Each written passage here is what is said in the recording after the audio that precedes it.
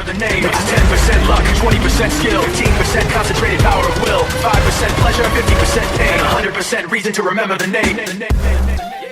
So, Game 5 is officially over. The Toronto Raptors had a chance to win this series and win the game, and they failed.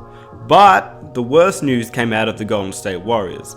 Obviously, we already knew about Kevin Durant's injury, originally injured in the Houston Rockets series. And this was an injury where it looked bad, but he was still able to walk off the court and he was limping around. But we all kind of thought maybe he had a chance to make it back to the NBA Finals, especially since it was about a month away from the finals and his return.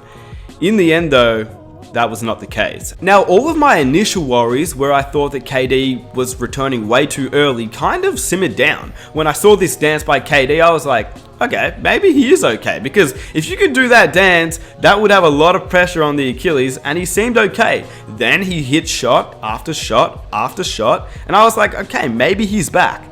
And then my initial thoughts slowly crept back into my head when I saw this play. Now, I'm giving you a warning here because I know some people may not want to see this. So I'm going to go and zoom in on Kevin Durant's injury and a lot of other players who have torn their Achilles so I can show you the similarities. But I'm giving you a warning. If you don't want to see it, click off the video. What's actually crazy is that last year I had a partial tear in my Achilles. So I don't know the exact feeling that Durant is going through or any NBA player is going through. But I did know what I went through and my pain with an Achilles injury. And I play football and basketball, and obviously I'm not at an elite level like these guys are, but the same thing still applies. You're still moving laterally and you're still running around, jumping up and down. So that injury took me about 3 months to recover from. And even when I got back, I still felt like it was a little bit off. If this was not an elimination game, I did not see Kevin Durant playing. I just don't think you can go from barely training to playing the next day. It just doesn't make sense. Now, my friends and I were actually talking about this and we were kind of giving different opinions on if it was the management's fault or if it was the doctor's fault or if it's the coaches or the players. Whose fault was it? And I just don't think you can pin it down to one thing. I think you can look back on it now and be like, oh yeah, the trainer shouldn't have let Kevin Durant play, which is what he did since the initial injury. The trainer said there is no way Kevin Durant is playing.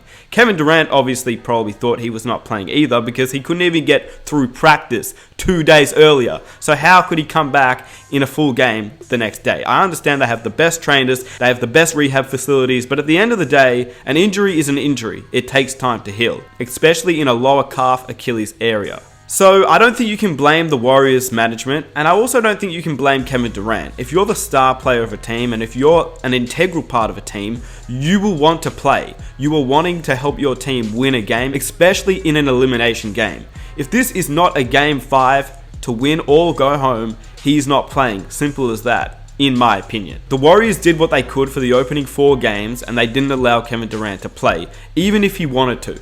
But at this point, they said, well, you know what? We'll take a risk. If it pays off, it pays off.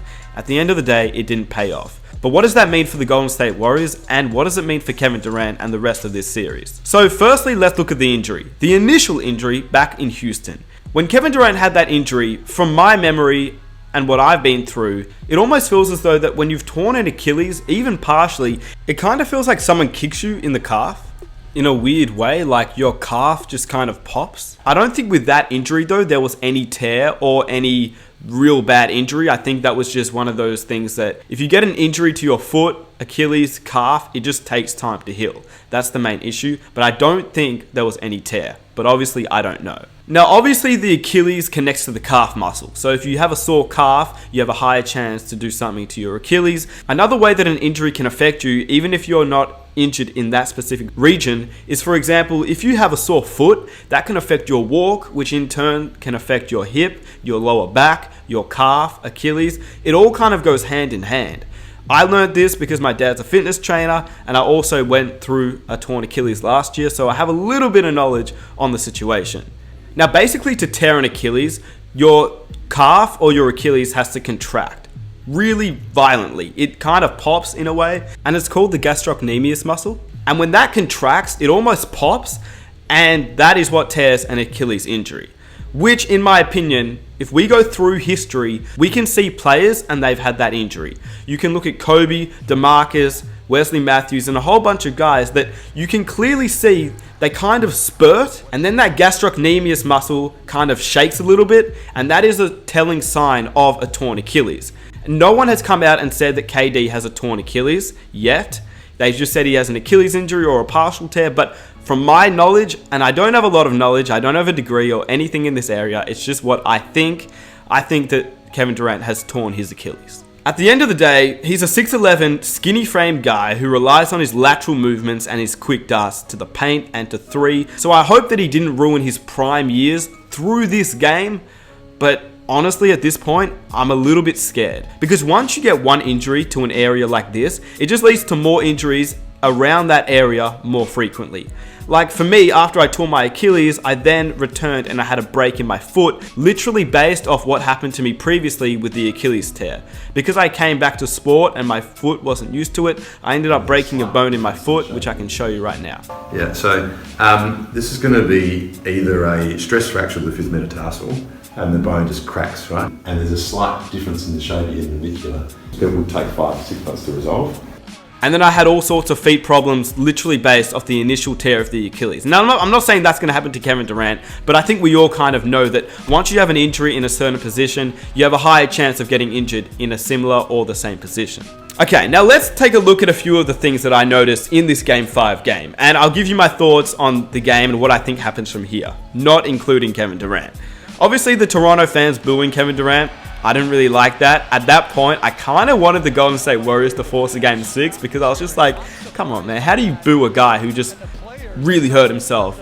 I just don't think that was cool, but that's just me. Obviously, I do want Toronto to win the series, but I just didn't think that was cool. Now, if the Raptors don't win in Game 6, honestly, I think the Warriors win the NBA championship.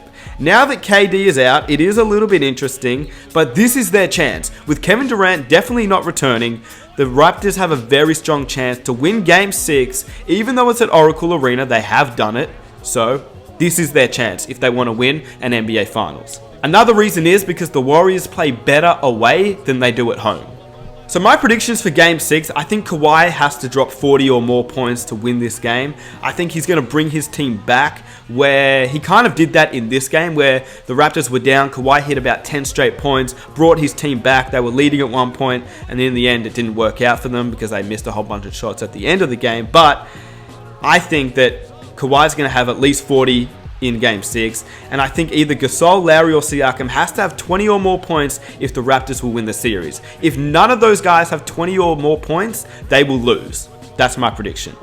If not, the Warriors will force a Game 7, and who knows what happens there. It could be the second team to come back 3-1 in the NBA Finals.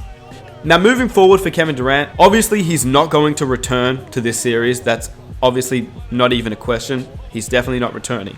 But I think it gives him a higher chance to stay in Golden State now, which is a little weird because just one injury can do that to a player. But, you know, we've seen what it's done to DeMarcus Cousins. It's been more than a year since that injury, and he's not himself at all.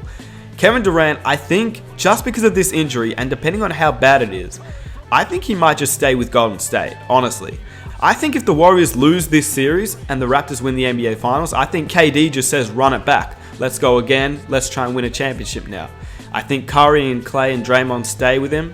I think DeMarcus obviously is gone. But if the Warriors win this championship, then I'm not sure. I think if the Warriors win this championship, I would say KD leaves. But it's really interesting. Anyway, let me know what you guys think about the injury. This was just what I thought, my initial thoughts on Game 6. I want to hear your thoughts down below in the comment section.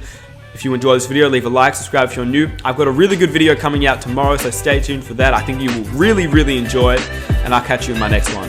I am out. Peace.